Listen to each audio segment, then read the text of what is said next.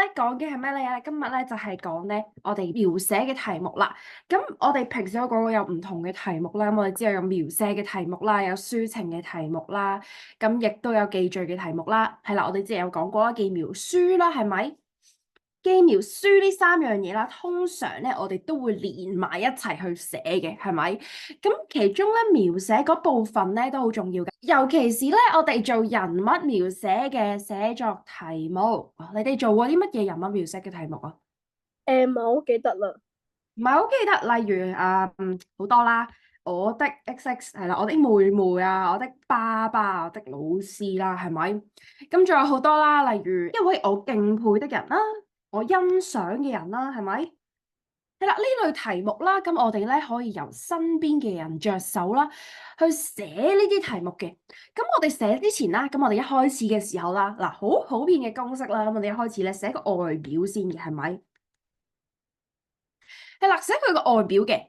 但係如果作為你欣賞嘅人啦，係咪啊？佢會有一啲特點係你想學習嘅。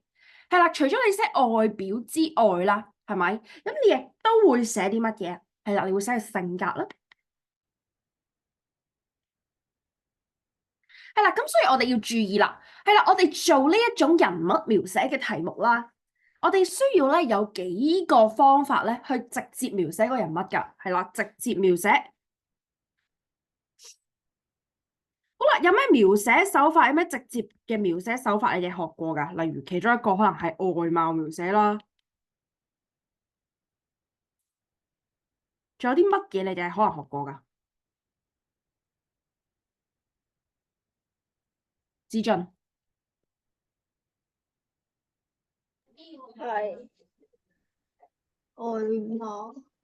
係啦，直接描寫方面啦。你除咗描寫一個人，你除咗由佢外貌開始描寫，去凸顯佢性格之外啦，咁仲有咩方面？心理，心理啦，仲有咧？佢嘅動作。係啦，心理啦，動作啦，仲有咧？嗯，佢平時嘅講嘅嘢。言語。係啦，言語啦，好，非常好。係啦，所以咧呢幾樣嘢啦，係外貌、動作、心理、言語啦，呢幾個啦，係啦，就係直接描寫比較常見嘅。咁今日咧，我哋就主要咧 focus 喺外貌描寫上面。咁最後咧，我都會同大家分享翻嘅一兩篇範文啦。然之後我哋睇下啊，如果我哋除咗外貌之外，咁性格上面我哋有咩形容詞可以形容佢咧？好啦，咁我哋開始睇啦。好。好啦，外貌描寫啦，咁除咗我哋就係形容個樣，例如皮膚幾咁白，係啦，隻眼幾咁大，或者係個身形係點樣之外啦，咁我哋都可以描述咧佢嘅衣着嘅，係啦，佢平時嘅衣着啦，佢嘅姿態係點樣嘅，係啦，即係例如啦，可能咧話佢可能佢坐得好優雅嘅，你可以咁樣講啦，或者佢平時着緊啲咩衫咧，亦都可以反映佢咩性格啦，或者佢背景係點樣嘅。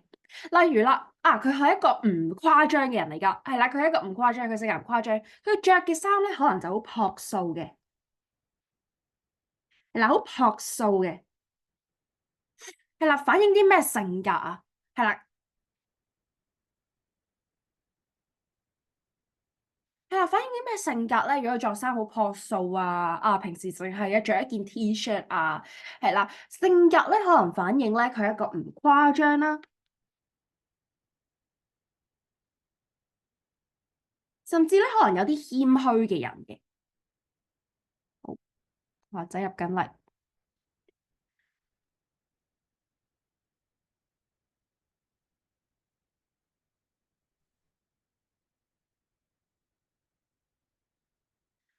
好啦，咁所以咧，我哋可以咧嘗試咯，由外貌嘅角度咧去切入佢嘅性格嘅，係啦。咁外貌，咁例如啦，我哋話啦，妹妹啦，係咪妹妹啦？佢可能咧擁有一雙大眼睛啦。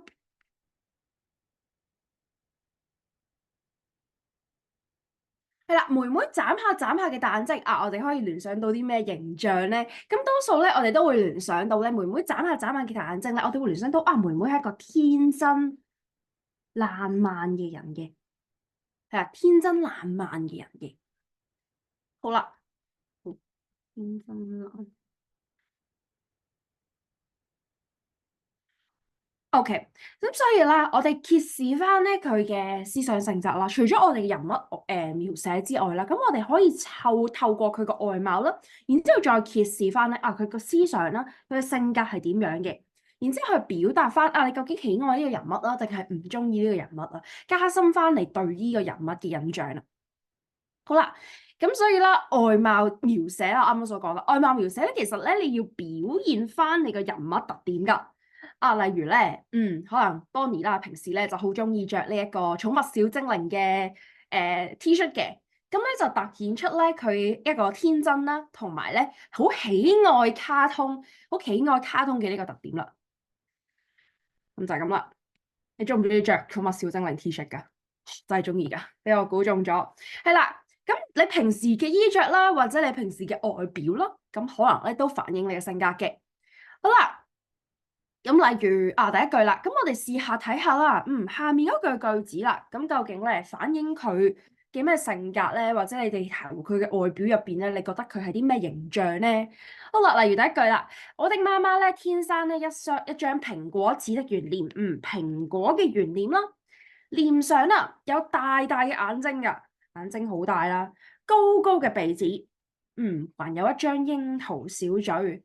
好啦。咁呢個人物啦，俾你嘅形象可能係點樣啊？仲係人物俾你形象，你可能係點樣？媽媽。嗯，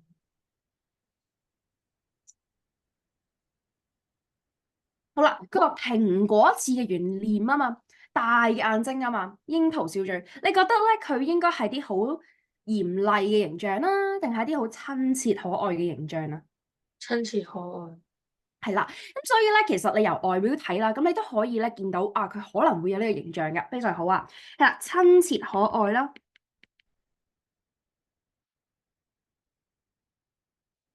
係啦，咁如果你想寫你嘅教導主任係啦，你嘅訓導主任係好惡嘅話咧，咁你多數咧都唔會寫佢係蘋果似的圓臉，係啊呢種咁可愛嘅描寫啊，可能咧你寫佢係一個國字臉啦，係啦，即係方形嘅臉啦，係啦，戴着方形眼鏡啦，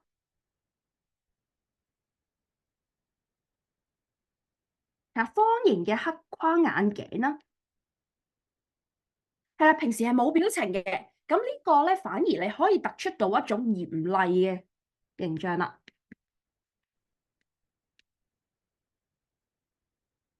係啦，所以我哋講性格啦，咁其實都可以由外表着手嘅。嗱，唔知你訓導主任係咪咁嘅形象啦？方形臉，方形眼鏡，可能係好黑嘅方形眼鏡啦。咁然之後咧，國字臉咁樣啦。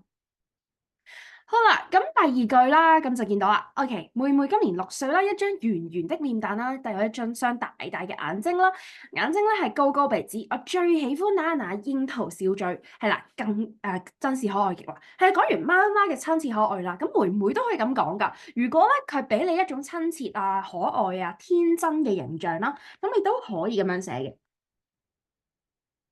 好啦，鄰居張嬸嬸啦，又係啦。圓圓嘅大眼睛啦，高個鼻子啦，有一雙櫻桃似的小嘴，咁全部都係咁樣講啦。咁三個嘅人物咧嘅共同點咧，佢都係突顯出一種形象啦，就係親切可愛啦。好，咁當然啦，咁親切可愛嘅人就可以咁寫啦。咁但係如果好嚴厲嘅話咧，你最好寫翻咧佢外表上咧有咩好嚴厲嘅特徵啦。所以佢可能平時唔笑嘅。方形眼鏡啦，平時一啲表情都冇嘅，咁樣咯。好啦，咁我哋有幾個嘅外貌描寫角度咧，咁後面嗰頁，咁除咗五官外貌，我哋可以講啦，我哋可以講髮型啦，係啦，烏黑的長髮啦，或者烏黑飄逸的長髮啊，烏黑飄逸的短髮啊，咁樣都得咯。佢嘅身形係點樣嘅咧？佢服飾係點樣嘅咧？係啦，講埋身形啦。係啦，講起身形咧，咁我上次啦，咁我哋就叫我一位學生啦，我諗起一樣嘢，就叫我一位學生啦，咁就寫啦佢最敬佩嘅人啊嘛。咁跟住咧，佢就寫咩咧？佢就話啦，佢就話啦，佢讚揚佢爸爸啊嘛，佢話佢敬佩嘅係佢爸爸。咁跟住就話啦，爸爸的身形咧十分肥胖，係啦，像一隻大肥豬，咁佢就咁寫啦。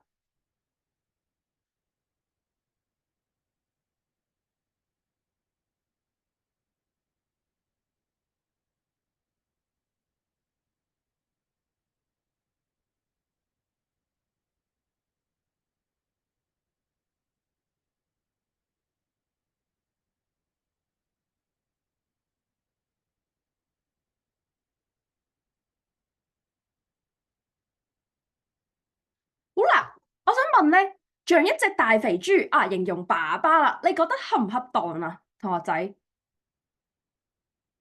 你覺得恰唔恰當？志俊，你覺得恰唔恰當？唔係好恰當，點解咧？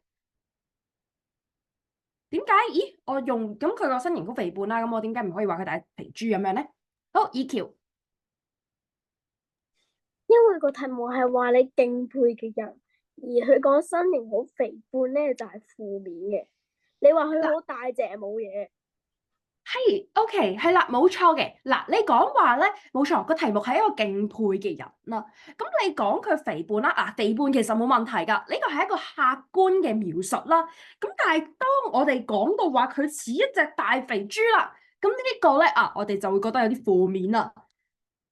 嗱，通常咧有同學啦講你話係大肥豬，咁你都唔會覺得呢個係一個正面嘅讚揚嚟噶嘛，係咪啊？咁所以咧，如果佢話佢身形肥胖啦，佢最多咧只可以咧講其他嘅形容詞啦，或者其他嘅比喻啊。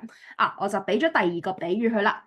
係啦，咁我就話啦，同學仔啊，你與其話啦佢身形肥胖似一隻大肥豬，你聽到你都唔會開心啦，係咪啊？咁你咧可以講嘅係啦，像一個圓滾滾的可愛嘅西瓜，係啦，圓滾滾的，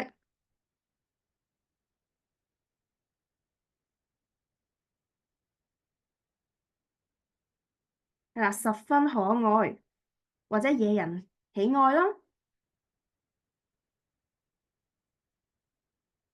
係啦，或者唔使加十分可愛都得嘅，係啦，咁只要啦，我哋加咗，我哋由一隻大肥豬，係啦，變成咧西瓜，係啦，圓滾滾嘅大西瓜，咁個形象就唔同啦。係啦，因為大肥豬啦，咁可能喺我哋嘅語境下啦，我哋平時講嘢下啦，咁通常都唔多好噶嘛，係咪啊？即係嗰個係啦，嗰個講法，你要叫人哋大肥豬咁，都係唔多禮貌啦。咁但係當將呢個比喻啦，由肥豬變成西瓜咧，咁呢一個咧就顯得中性好多啦。係啦，咁所以咧，我哋咧要學習咧，將一啲唔好啊，即係啲負面嘅詞語啦，點樣變得中性一啲，一啲比喻。好，就咁樣啦。好啦，除咗呢一樣嘢之外咧，咁我哋睇下啦。我哋啱啱講到啦，五官樣貌、髮型、身形同埋服飾咧，都係我哋需要提及嘅。係啦，五官方面咧，咁我哋就可以提及佢眼睛啦、鼻子啦、嘴啦、耳朵啦、眉毛等等啦。呢啲嘢有咩特點啊？然之後咧，揀出佢最有特點嘅一個嚟寫。係啦，咁有啲同學仔啦，我見過有啲同學仔話咩有一雙眼睛、一個鼻子、一雙嘴。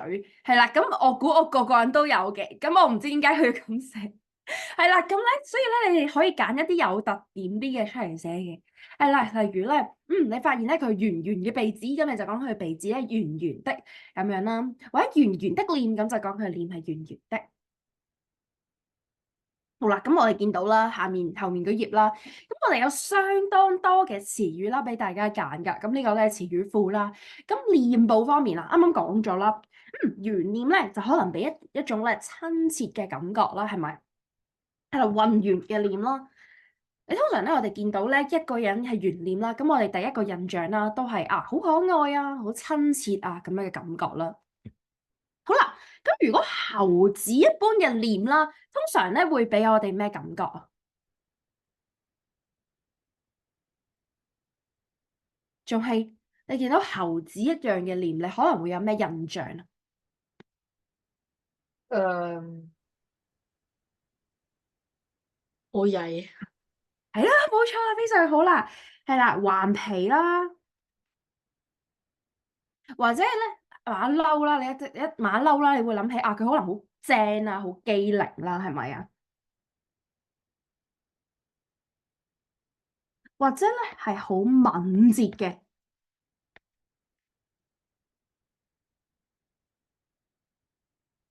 係啦，猴子臉啊，咁你一般咧用猴子臉啦，你都唔會形容，可能咧會形容你阿妹啊，或者咧你嘅細佬啊，但係你唔會形容啦，可能你阿媽媽啦，啊，除非佢嘅性格咧個形象咧，你媽媽係一種好頑皮啊，好機靈咁樣嘅，如果唔係咧，你都唔會用猴子臉去形容你媽媽嘅。好啦，咁仲有咩咧？咁可能尖臉啦，係啦，尖臉呢個咧俾你咩印象啦？可能尖臉咧就俾你咧，可能好邪惡啊，或者奸詐啦，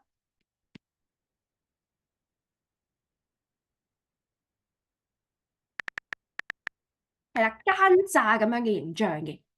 咁仲有其他啦，咁圓臉啦，我啱啱講圓臉咪親切啦，猴子臉可能係機靈咯，尖臉就係一種奸詐嘅形象。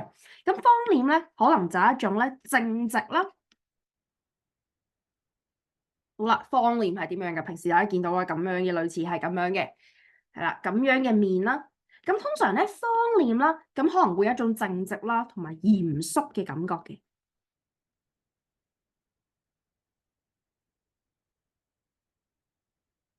咁我哋繼續睇啦。咁咧除咗形容面型之外啦，咁我哋可以繼續啦形容佢嘅面色啦。面色啦有幾個形容詞啦，我哋可以注意嘅。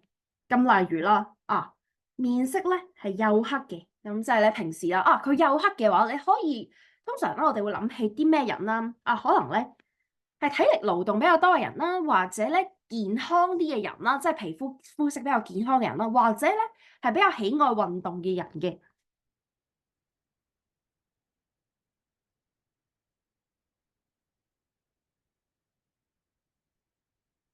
好，咁仲有咩啊？面色紅潤啦，咁我哋見到啦，紅潤嘅話，我哋就可以指佢個面色好健康啦，白潔啦。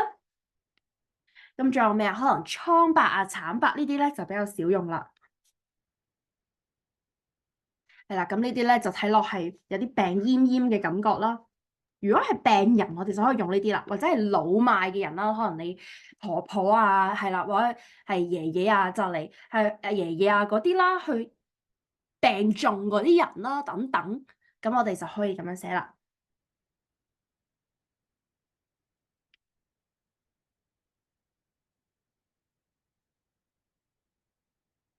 係啊，年邁啦，或者係咧病奄奄嘅人。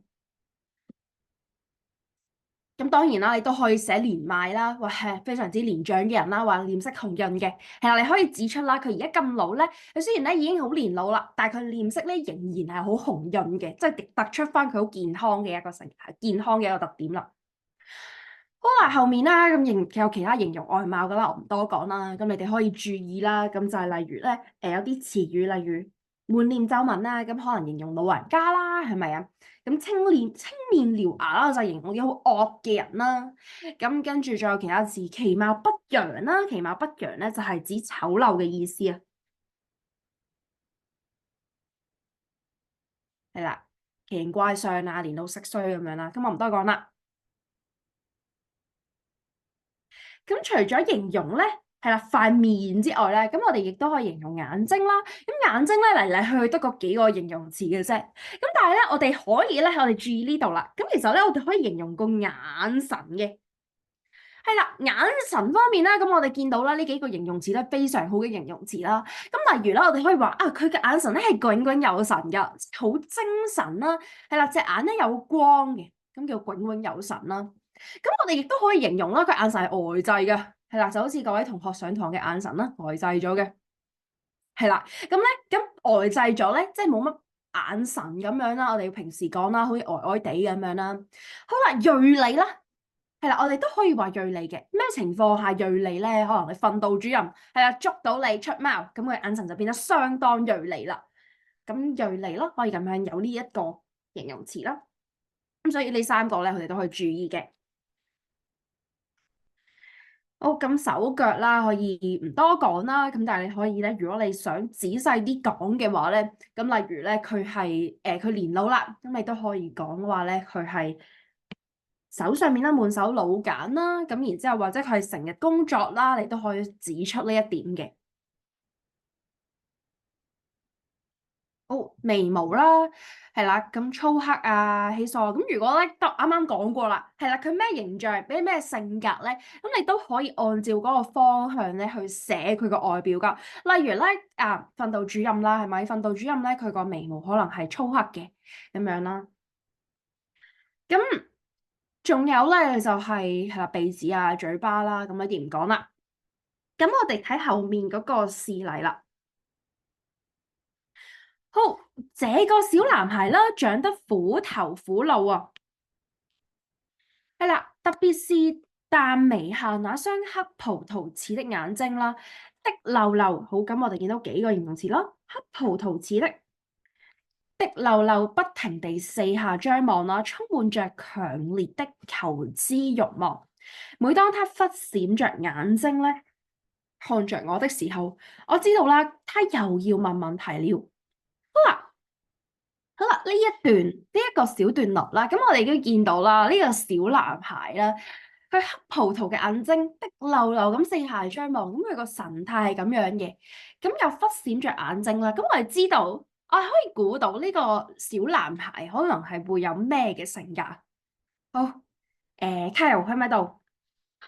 問下先，Kyle，hello，hello，好，唔緊要啦，問子俊啦，好啊，子俊。好，我想問你啦，咁你可以見到由呢個示例度見到啦，呢個小男孩可能係有咩性格？嗯，可能佢似係性格係特別多好奇嘅好多問題。你講咗一個好重要嘅關鍵字啦，好奇心係啦，充滿好奇心嘅呢個小男孩可能係。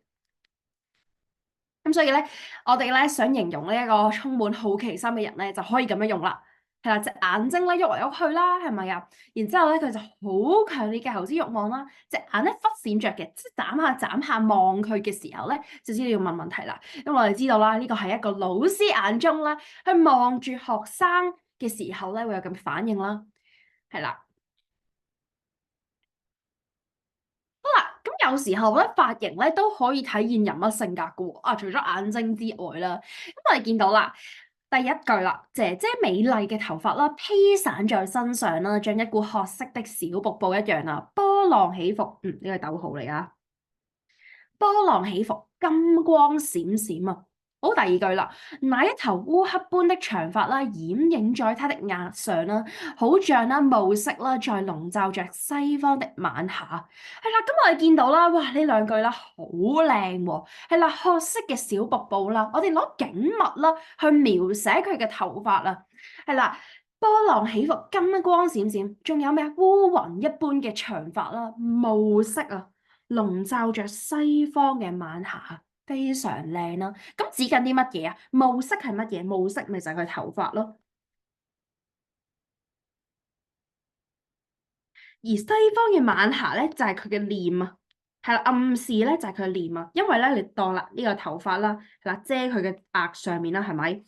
咁咧個頭髮咧就係個暮色咯，晚霞咧就係塊面啦。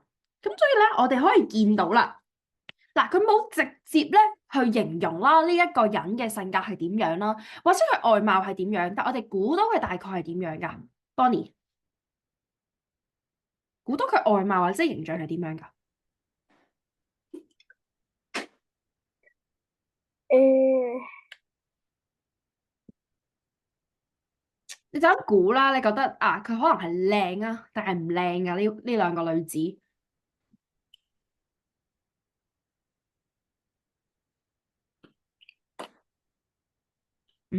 得唔到？好，子俊。美麗動人嘅。係啦，即係咧，佢冇講到佢嘅真係佢嘅樣貌係點樣啦，但係我哋由佢嘅頭髮之中見到啦，係啦，佢即係由佢個好多即係描述到佢個頭髮係有波浪啦，又話金光閃閃咁樣，令到咁可以睇到佢個頭髮好靚嘅。係啦，冇錯啦。除咗凸顯佢個頭髮好靚之外啦，佢唔單止淨係講佢頭髮上嘅，係啦，佢亦暗示咗咧佢個樣貌咧都係好靚噶。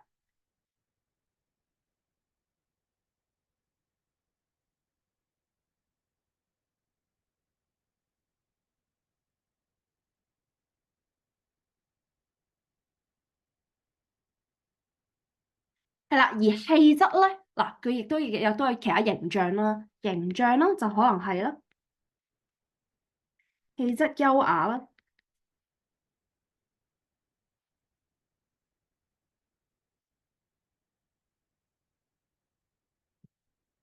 係啦，佢冇講到佢真係佢外貌係點樣，但我哋尤其佢其他嘅身體特徵啦，佢嘅頭髮啦，我哋可以見到啦，佢可能係暗示佢美麗動人咯，而形象啦，佢係非常之有氣質啦，同埋優雅嘅。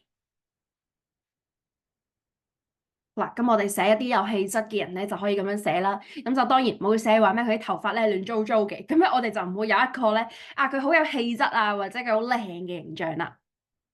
好啦，咁咧頭髮啦，咁我哋啱啱講咗啦，嗰兩句可以係一句例句啦。咁其他咧就係呢啲啦，係啦，黑髮啦、棕髮啦、金髮啦、白髮啦，頭髮斑白啦，咁呢啲咧多數係老人家啦，係啦，烏黑秀髮咧年輕人啦，係咪？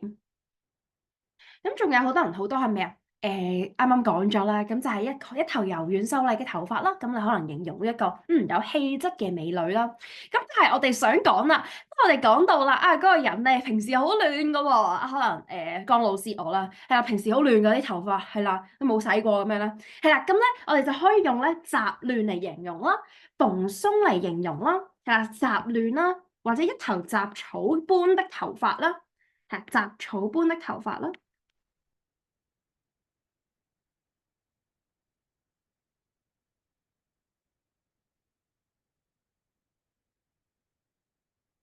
係啦，咁可能話啦，江老師咧擁有一頭咧雜草般的頭髮，係啦，十分雜亂咁樣啦，咁你就可以突顯出咩形象啦？可能江老師咧係一個非常之凌亂嘅形象啦，係啦，咁咧亦都唔會亦都係唔會有一種好惡嘅形象嘅，係啦，因為通常咧係啦，如果好惡嘅形象啦，咁佢啲頭髮咧唔會好雜亂嘅，係啦，好惡嘅形象可能佢啲頭髮咧好直不甩嘅咁樣啦。好啦，雜草般的頭髮啦。咁仲有咩？可能髮質乾旱啦，咁就睇出佢營養唔太好啦，又唔太健康啦。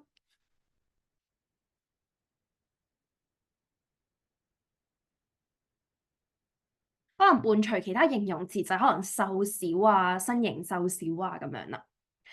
好啦，咁鬍子啦，鬍子幼就講啦，可以講銀鬢啊、鬢髮斑白啊、稀疏等等啦。好啦，身形啦。好啦，每個人咧都有唔同嘅身形特點嘅，咁我哋咧捉住一個點咧嚟展開描寫，即係要全部講晒啦。咁咧，好啦，身形之外咧，咁亦都有佢嘅姿態啊、動作啊等等啦。咁例如啦，我哋如果咧前面就係講身形啦，係啦，咁好呢度咧就開始講佢嘅動作啦，係啦，挺起胸膛啊、挺胸收肚啊等等啦。咁呢度後面咧。好啦，就講佢氣質啦。好啦，佢氣質咧可以係點樣嘅咧？可能係儀表堂堂啦，一表人才啦，呢啲都係一啲正面嘅，去形容咧佢個人成個人嘅氣質咧。可能係好有氣質啦，好有成個好有氣勢啦咁樣嘅。咁仲有啲咩？舉止莊重啊，舉止文雅等等啦。咁我哋可以留意到啦，儀表堂堂同埋一表人才咧，多數咧都係形容男士嘅。係啦，仲有男性嘅舉止大方、舉止莊重、舉止文雅、彬彬有禮咧，咁呢啲可以中性啦。係啦，呢幾個咧可以中性啦。係啦，雍容大方。好啦，雍容大方、亭亭玉立啦，姿態娉婷啦，呢啲通常咧都形容女性嘅。係啦，咁我哋可以留意到佢唔同嘅形容詞啦，可能咧擺落唔同性別嘅人咧會更加適合啊。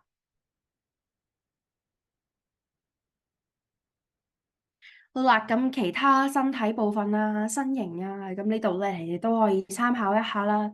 係啦，咁咧有幾個形容詞咧，我哋可以咧常用啲嘅。咁例如氣宇軒昂啦，咁我哋形容睇落咧好，即係睇落好高大啦，或者係一啲比較有氣質嘅男士啦，或者係一啲睇落好聰明嘅男士啦，咁我哋都可以咧用氣宇軒昂呢一個詞語嘅。仲有精力充沛啦，精力充沛啦，係啦，呢度同前面嗰個差唔多嘅啫，所以我哋唔需要講。好啦，咁後面咧，咁我哋可以描述咧人物嘅穿衣風格啊。咁例如啦，我哋可以咧透過衣服啦嚟判斷啦呢個人嘅職業愛好特點咁。係啦，啱啱講到啦，Bonnie 好中意着呢一個寵物小精靈嘅 T 恤，咁樣咧就反映咧佢愛好係咩啊？愛好咧就係好中意寵物小精靈啦，尤其是可能伊貝啦咁樣啦。好，見到係咁點頭啦。咁咧，如果咧佢平時着西裝啦，佢着西裝啦，可能咧你見到啦，佢可能係一個比較莊重嘅人啦，係啦，比較重視莊重啦，或者比較嚴肅少少嘅人啦。如果西裝嘅話，係啦，因為係個正裝嚟噶嘛。咁佢可能如果平時着運動服嘅話咧，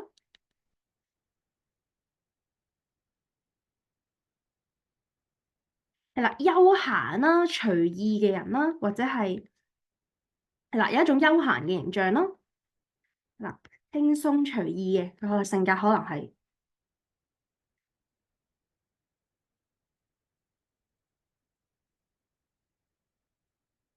係啦，咁咧你平時見到佢着咩衫啦，你都可能估到咧佢係準備去啲咩場合㗎。例如啦，我上堂係啦，我平時見到個教授啦，係啦，平時見到個教授啦，佢着運動服嘅喎，我就知道咧佢係冇乜嘢特別嘅重要嘅場合要去啦。但係一旦啦，我哋同學啦見到佢着西裝喎，我哋就知道啦，佢可能要出席一啲會議啊，或者一啲好莊重嘅場合啊。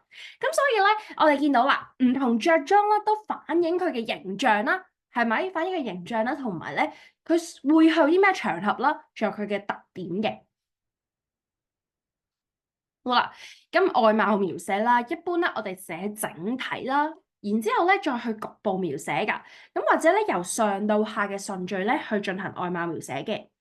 好啦，咁我哋即刻舉個例子先啦。咁我哋見到個妹妹啦，係啦。咁我哋形容我妹妹啦，妹妹咧今天的打扮咧特別漂亮，係啦。咁我哋咧諗到一個好好嘅形容詞啦，一個4字形容詞去表達呢一個打扮特別漂亮啊。好，有冇同學諗到花？有冇學過呢個成？有冇學過呢個成語？好，咁我哋可以用啦，花枝招展啊。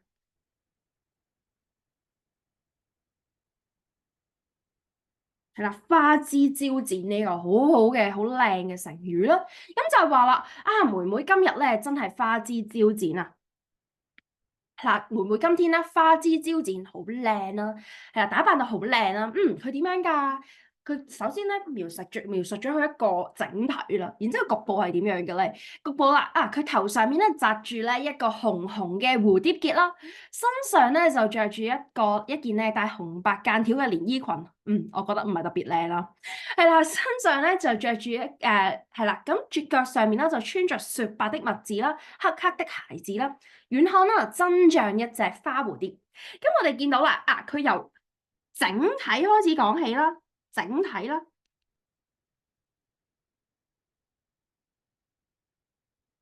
然之後咧，再由上至下講嘅。咁最後咧，佢再遠看翻啦，佢 close 係啦，佢 close shot 之後咧，再 wide shot 啦，再遠睇啦，係咪？係啦，由整體啦到局部啦，然之後再整體嘅。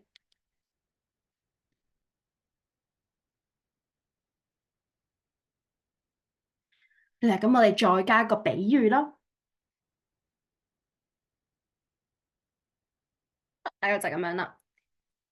咁我哋咧平時啦，如果要去描述一個人佢嘅衣着嘅時候啦，佢都可以咁樣描述啦，或者外表啦，我哋整體俾你嘅印象係點樣啦？係啦，例如啦，陳老師咧是一個咧非常親切嘅老師啦。係啦，咁我哋就由佢嘅外表開始描述啦。他的臉啦係圓圓的，係啦，然之後啦，他經常咧着住一條飄逸的白裙啦。係啦，佢着白裙子可能咧，令你有一種親切嘅形象啦。係啦，我每次遠處看到他啦，都覺得啦，他像一個仙子一樣。係啦，可以咁樣嘅整體印象啦。然之後咧，我哋再局部描寫佢啦，點解有呢個印象啦？係咪啊？咁然之後咧，最後再加個比喻嘅。